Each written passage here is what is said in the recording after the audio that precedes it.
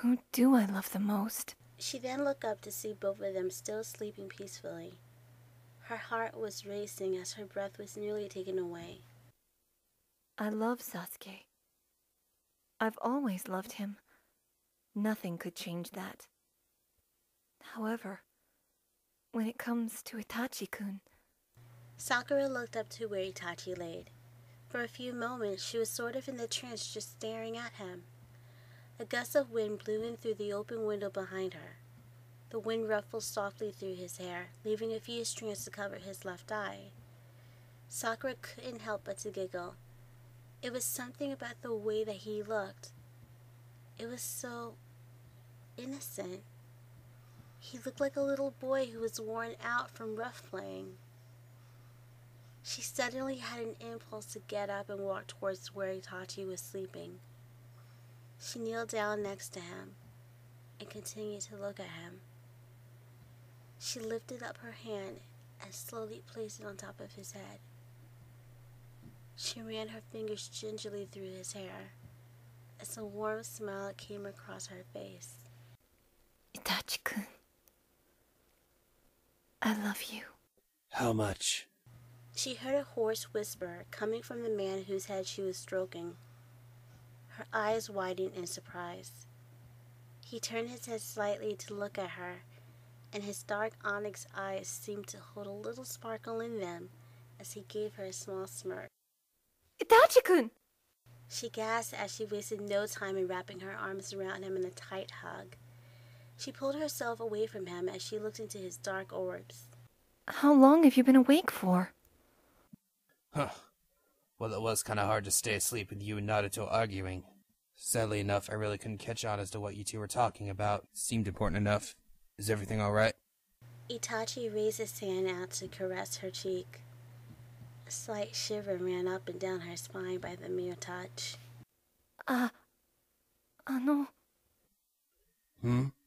Sakura. She heard a soft moan coming from the next bed. Itachi raised a questioning eyebrow while she gave him an uneasy look. This could end badly. I can explain. Sakura? Where am I? Sakura looked back and forth at the two. She stood up from where she was sitting and walked towards the foot of the beds, where they could both look at her. What the heck is he doing here? Both guys cried out angrily as they happened to look at each other at the same time. Both of them glared angrily at one another before quickly returning their gaze back at Sakura. It's a really funny story, you know. Sakura! She bit her lower lip as she turned around and took a few steps towards the window. I'm sorry.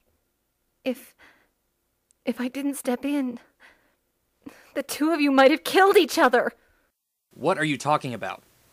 Sasuke's face was scrunched up in a confused look as he looked at the pink-haired girl. She turned around to look at him. A sad look fell across her face. It figures you wouldn't remember.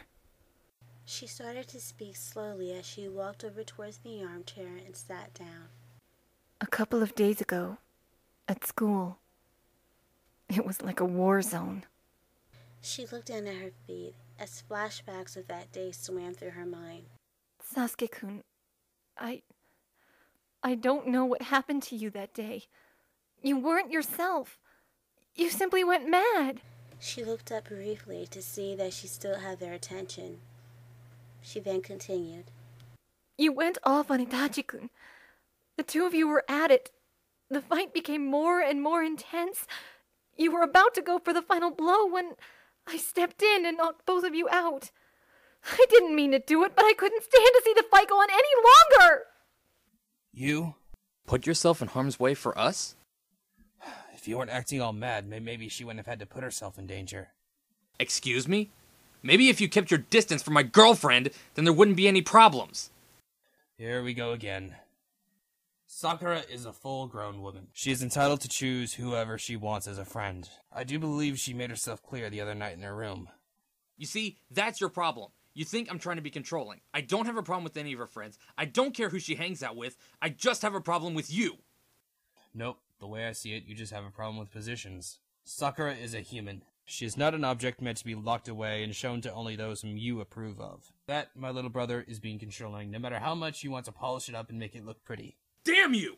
Don't you know when to leave well enough alone? Maybe when you learn to stop acting like a little whiny crybaby. Stop it, please. Both ignored her plead as they continued to argue.